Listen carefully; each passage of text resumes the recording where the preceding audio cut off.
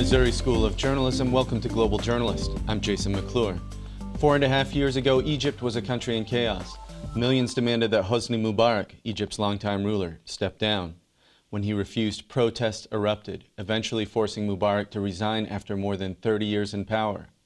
That led to the country's first free election in its history in 2012. The winner, Mohammed Morsi of the Muslim Brotherhood, lasted just a year before he faced popular protests. 2 years to the day tomorrow, Morsi was ousted in a coup led by then Army Chief Abdel Fattah Al-Sisi. Al-Sisi is now president and has promised stability. He has banned the Muslim Brotherhood and led a brutal crackdown on its supporters. That's led to frequent clashes between the Brotherhood and the Egyptian army. Also in Al-Sisi's sights have been Egyptian journalists. At least 18 are behind bars in the country, and others have been put on notice to be careful what they write or face reprisals. But Al-Sisi has struggled to bring peace to a country facing a number of internal and external threats. On Monday, the country's top public prosecutor was killed in a bomb attack in Cairo. On Wednesday, the Egyptian military fought a major battle in the Sinai Peninsula with jihadists that's left more than 100 dead. Also yesterday, police officers shot and killed 9 members of the Brotherhood in a Cairo apartment.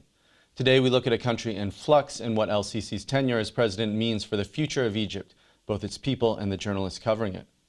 Our first guest today from California, Stephen Zunes. He's a professor of politics and the coordinator of Middle Eastern Studies at the University of San Francisco. From Germany, Jonathan Moremi, a journalist who's covered Egypt for more than 35 years. And from Vancouver, British Columbia, Adel Iskander. He's the co-editor of Jazeera, an e-zine that focuses on the Middle East. He's also a professor of global communication at Simon Fraser University in Vancouver. Welcome to all of you. Adel Iskander, could you tell us just a little bit about what the significance was of this bomb attack that killed Egypt's top public prosecutor earlier this week? Well, it's significant for several reasons. The first is that it is the highest level member of the current regime to have succumbed in the face of a reprisal. Now, this person is a deeply polarizing individual. He's someone who has presided over the pursuit, the prosecutionary pursuit of the Muslim Brotherhood since the removal of Mohammed Morsi in July of 2013. He is also someone who has approved or pushed for the dispersal of the 2 major squares that led to the deaths of at least 1,000 individuals, mostly supporters of the deposed Mohammed Morsi. So he is someone who is revered by the supporters of Al-Sisi and absolutely abhorred by supporters of the Muslim Brotherhood. So he's literally at the crux of this polarized battle between the 2 fronts, the Muslim Brotherhood on one end and the military establishment on the other. The fact that, but the significance of not only his targeting, but the successful quote-unquote liquidation of the public prosecutor is the manner in which it happened. It was sort of a blatant violation of what Sisi has described to be sort of the stable environment that he was meant to preside over in Egypt. Do we know who is behind the attack with any certainty? Well, there are those. There's a group that claimed responsibility for it. It's a lesser-known group that is aligned with Ansar Beit al-Maqdis, which is now basically in alliance with Islamic State. So it is an offshoot of Egypt's equivalent of ISIS, or at least that's what the responsibility is.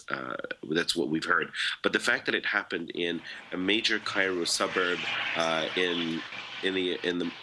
essentially in midday in broad daylight, and that it happened to a convoy that was very well secured, and it seemed to be a very, very successful attempt at nabbing particularly that individual with that level of magnitude.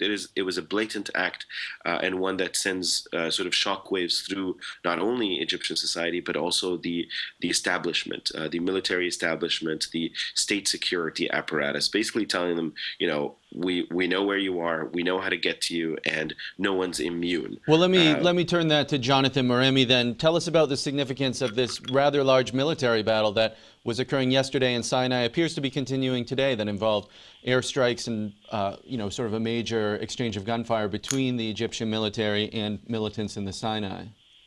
Well, the troubling thing about this is that it is still ongoing, despite the fact that Sisi from the beginning said he's going to bring stability to Egypt and especially calm down on Sinai. And they've cracked down on Sinai for so many months, over a year now, and to see such battles as happened yesterday and are ongoing just shows to the Egyptians that something is going amiss and the promise is not delivered that stability is going to be around. Let me add one thing to what Adel said. The general prosecutor who was killed on Monday is correctly the one who is behind the crackdown on the Muslim Brotherhood.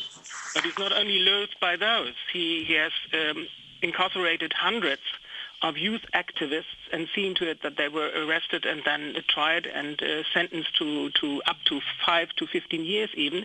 He's also, of course, behind the arrest of numerous journalists that you mentioned in the beginning. So he is loathed by a lot of people, not only the Muslim Brotherhood, although, of course, the youth and the journalists are certainly not behind this attack. But he's basically the person who is representing the crackdown under Sisi on the whole of Egypt that covers more than just the Muslim Brotherhood. And Stephen Zunes, give us, if you would, just an overview of the security and political challenges that Al-Sisi's government faces right now, because the situation does seem quite unstable in many ways. It does, because this crackdown has indeed been a wide net, not just against Islamist opposition. I think most Egyptians were glad to see the Morsi go, but they've gone against the very people who led the revolution against Mubarak 4 years ago. And it's clear that despite the so-called stability, there has not been any challenges of some of the underlying problems in Egypt, such as the economy that has tends to continue to benefit just those at the top and not the poor majority. There was some relief, of course, initially at the coup. And in fact, Sisi did have some popular support because people were, tired of the instability. But the failure to adequately address the instability, combined with the underlying economic and political and other grievances that Egyptians have, I think, are indicative that this honeymoon may be coming to an end, and that the military will be getting more challenges, not just by extremist and self-styled jihadists and engaged in acts of violence, but we could see a renewal of the largely nonviolent resistance and non-cooperation by pro-democratic forces as well. Adel Iskander, give us, if you would, just an overview of the human rights situation in Egypt right now. We've heard a lot about this crackdown. There was a report from an NGO last year that said that as many as 41,000 people were in prison for political reasons. Do we have a sense as to sort of the scale and scope of how wide the crackdown is right now?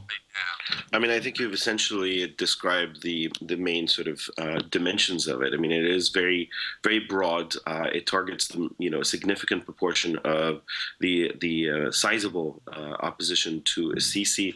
But at the same time, I mean, I think it's important for us to contextualize this. All of this happened on the heels of a fairly large populist movement in opposition to the Muslim Brotherhood, and so I think the regime has felt that it is not only has a mandate, but actually has a significant sort of popular foundation for this crackdown.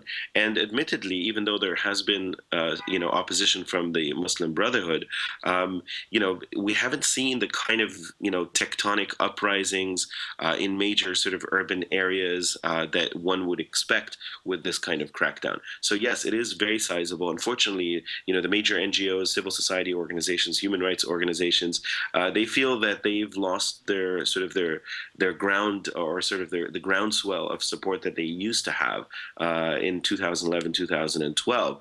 Nowadays, if 20, 30 people are arrested for something fairly sort of innocuous, there's hardly a campaign for it. I mean, there's very little sort of support for people who get arrested. So I think if one were to put this within some kind of context, I think what Sisi is benefiting from is this atmosphere, partially real but also partially manufactured, which is this view of Egypt going through a period of a war on terror, that Egypt is facing an existential threat, and had been, or perceived existential threat, from the Muslim Brotherhood, and now from much more radical sort of jihadist Islamist groups. And with every passing experience, a bombing here, an explosion there, loss of territory in Sinai, all of these create greater sort of social and public panic that has people running towards the establishment, running towards the regime, asking them to take more some more radical measures to silence opposition, to arrest adversaries, to go after dissenters, to execute the law. So you're arguing this instability actually benefits the regime in some way? Absolutely, absolutely. It plays right into what Sisi's been saying all along. Sisi said, from day one, we are facing an existential threat. The military is, intervened because Egypt is on the edge of the abyss. And guess what? We're on the edge of the abyss now. He promised stability, but he constantly repeats this rhythm or this tone that says, this is a long battle. This is a long battle. We have to all be behind, so there's this view that, you cannot be oppositional now, because if you are, then you support the adversaries of Egypt. Let me just remind our listeners, you're listening to Global Journalist. I'm Jason McClure. This week we focus on turmoil in the Arab world's most populous nation, Egypt. Right now we're speaking with Stephen Zunes. He's a professor of politics and the coordinator of Middle Eastern Studies at the University of San Francisco. Jonathan Moremi, a journalist who's covered the country for more than 35 years for outlets including the Daily News of Egypt, and Adel Iskander, a professor of communication at Simon Fraser University in Vancouver, co-editor of the Arab Studies e-zine Jazeera. If you're interested in more Global Journalist content, visit us online at globaljournalist.org. There you can read in-depth articles on international affairs and free press issues, and download past episodes from our archive. We're also on social media. You can like us on Facebook or follow us on Twitter @GlobalJourn. Jonathan Moremi, I wanted to turn it to you. Give us a sense as to how Egypt's economy is doing during this turmoil. Obviously, during the unrest in the Arab Spring, during the Morsi years, many of the tourists that Egypt is dependent on didn't come. How does that picture look now? The picture looks grim still, and will look even more grim after the assassination of the general prosecutor now and the ongoing clashes. The narrative coming from the ministries was always more or less saying, it's not happening where tourists are going to go, so don't worry, come here. They give out huge numbers of what they expect of tourists to flock to Egypt, totally ignoring the fact that, of course, the press that is going out of Egypt for months now is scathing, and people in the other parts of the world see this and have no incentive to come. So the tourism has slumped considerably. People in the tourism industry just don't know how to make ends meet anymore. They have to give up. Even at the famous Khan Khalili Bazaar in Cairo, people shutting down their shops because there are just no tourists coming to buy anything. It is very dire. And with the ongoing war that we just heard about, it is indeed a war that is going on currently in Egypt, and we don't see an end to it in the near future. With a war going on like that, with such high-profile pictures of bombs going up right in the middle of Cairo, it's not going to pick up. So the economy is slumped down. Egypt is depending on money from the Gulf states, who have funded quite enormously. Sometimes you have the feeling from the leaks that you get that Sisi and his troops believe that this money will go on forever, but it won't. So the economy is in a very bad state, and there's no sign at the moment that's going to pick up. Stephen Zunes, tell us, if you would, about the role of the United States in supporting Sisi's regime. What has their stance been? Shortly after the coup, I understand the U.S. halted military aid. Now that's been restored. Where does the U.S. fall out in some of these conflicts that Egypt is facing right now? Well, the current U.S. policy towards Egypt is pretty much the same as it's been towards other authoritarian regimes in that part of the world under both Republican and Democratic administrations. Basically, some finger wagging at the more extreme human rights abuses, but the economic and military aid continue to flow.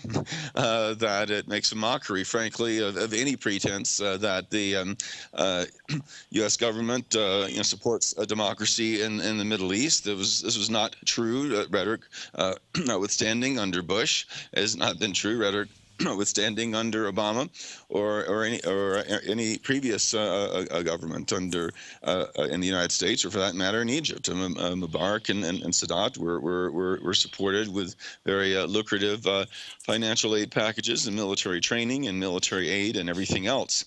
And it doesn't look good, I think, for the United States in that part of the world. Again, there was some relief at the initial ouster of Morsi by many, but the brutality of the crackdown, the killing of thousands of unarmed protesters, the fact that it's really a three-way struggle between the military and the Islamists and the pro-democracy forces, the fact that the United States is, and for all intents and purposes, siding with the military against secular, liberal, pro-democracy elements in society, is seen as a betrayal, frankly.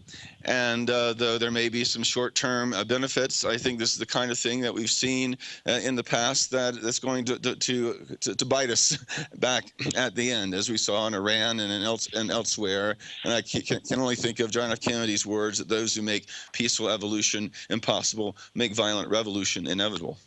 Adel Iskander, let me ask you about Egypt's relationship with the television news network Al Jazeera.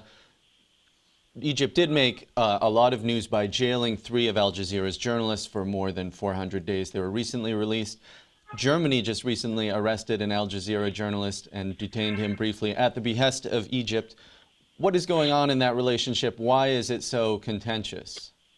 Well, I think one has to really put this within a historical context. Egypt has had a strong sort of adversarial, the Egyptian state, I should say, has had a strong adversarial relationship to, independent journalism for quite some time, at least since 1956, all the way through until today. With the emergence of Al Jazeera in 1996 onwards, it's been a major transnational broadcaster in the region with a lot of freewheeling reporting and a lot of it adversarial and very critical of the regimes in the region. Of course, sparing Qatar, the country that actually hosts it. But during the Mubarak years, Al Jazeera picked up a fair amount of muscle and a lot of audience, a lot of viewership inside Egypt, and was very critical of the Mubarak government all the way through the revolution, where Al Jazeera essentially had a front row seat in the 18 days in 2011 when Mubarak was eventually toppled. So there's been that sort of scarring moment for the Egyptian regime where Al Jazeera has been that sort of trendsetter in terms of independent journalism. Since then, Al Jazeera Arabic, and just to specify, the Arabic language station has since adopted a much more pro-Muslim Brotherhood stance in much of its coverage, and that produced a fair amount of dismay for the opposition to the Muslim Brotherhood in the year that Morsi was in power. But since then, since the coup and the removal of Mohammed Morsi, Al Jazeera has become essentially the only major broadcaster in the region that dedicates a significant amount of time to the Brotherhood. So with that being said, and after Sisi and the government essentially shut down all opposition channels and created sort of a singular voice in support of the current regime, Al Jazeera Arabic remains a thorn in their side. And so they consider both Al Jazeera and the Qatari government that supports and funds it almost entirely to be an enemy entity, and so it's been this continuous back and forth. It represents a larger geostrategic proxy war between Egypt and Qatar and Turkey over the future of the Muslim Brotherhood. Well, let me ask Jonathan Moremi about this then, because Jonathan, you have been practicing journalism in Egypt and worked with rights groups there for decades. What is the environment like there right now? How does it compare with the environment under previous governments? Well, let me give you one idea with regard to the Al Jazeera trial. It is not over. That is the troubling thing. The 3 journalists were released. That is correct. After the first verdict, the Australian colleague Peter Grester was deported to Australia by a decree from Sisi against the judiciary. An outcry of outrage came and was the result, leaving those other 2 still stranded that are still doing a retrial in Cairo at the moment, and their final verdict will be heard on 30th of July. And both Mohamed Fahmy, who is a Canadian and could not get into this of a deportation because people were now blocking it, and Bahar Mohamed face at least 3 years jail still after 411 days in jail already. So the trial is not over, and it is feared at the moment that with the assassination of the general prosecutor, this does not look very good for the outcome on the 30th of July. Besides that, beside the Al Jazeera case, the situation for journalists has become very, very dire. It's never been fun, to say it mildly, to report critically from Egypt or within Egypt. The state security has always been on your heels, but it has, even under Morsi, it was very bad, but it has now reached a proportion that we've never seen before, not under Mubarak, not under Morsi, where colleagues are harassed, everyone is being tapped. You know that people stand at your apartment at 1 o'clock at night and watch what you're doing if you're going out or in. The Spanish colleague of El País, the Spanish newspaper, just disclosed 2 days ago from Madrid that he had to flee Egypt in June because he was getting threats for arrest, etc., etc. We have a colleague, he's Mahmoud Abu Said, he's called Shokan. He was arrested in August 2013 just for photographing that rubber sit-in massacre that we just heard about. He is still rotting in jail 675 days later in a dire medical condition and has not even been charged to this day. Jonathan Moremi, I'm sorry, we're going to have to leave it there. We're out of time for this segment. Stephen Zunes, Jonathan Moremi, Adel Iskander, thanks so much for coming on the show. Joining us now is Amir Nadir, a political reporter for the Daily News Egypt in Cairo. Amir, welcome to Global Journalist. Pleasure. Thank you. I want to get your reaction just to the current events here this week. There was the assassination of the public prosecutor in Cairo, and then this major military action that is happening in Sinai, both yesterday, Wednesday, and today, Thursday. What's the mood there right now? Well, I think it's one of, I guess, complete shock. But to many, I think people have expected it and predicted it. In light of the crackdown, people have seen this as pushing out the moderate opposition towards a form of violent extremism. So this is kind of, I think some people would say they expected it, but it's still massively surprising. As your guest said previously, the execution of the assassination of the public prosecutor was something beyond my imagination. I didn't expect it because the kind of terrorism we've seen so far has been mostly low level, kind of inept bombs in buckets placed outside, state facilities, and causing just as much damage to the people, just as much death to the people they were targeting as to the people themselves. So I think it's shocking, and the same with in Sinai as well. Sisi was elected and took power on the big promise that he would bring security and stability away from the destabilizing Islamist politics of the Muslim Brotherhood. And we heard one of our earlier guests, Adel Iskander, arguing that in spite of the fact that there doesn't seem to be stability now, as Al-Sisi had promised, these events, in fact, help him politically. Do you see things the same way? Yes, actually, I do understand that completely, and I think it's almost going to have two contradictory. For the time being, it's going to have two contradictory effects. Because on the one hand, he looks weak now. He looks very weak. We have tomorrow is the anniversary of the regime change in 2013, and Sisi will speak after one of the leading figures of government having been assassinated and a town of 60,000 almost having been occupied by jihadists in the Sinai. So he looks weak, especially because his authority is derived from a form of, it's derived from power, really. He's the army figure. So if he isn't powerful, then where is his authority? It's not democratic. But yes, on the other hand, what's the alternative for the person on the street, for my grandparents, for the average Egyptian? What's the alternative? And there isn't really one. The closest thing to an organizational structure that could have taken over the Egyptian state after the revolution was the Muslim Brotherhood.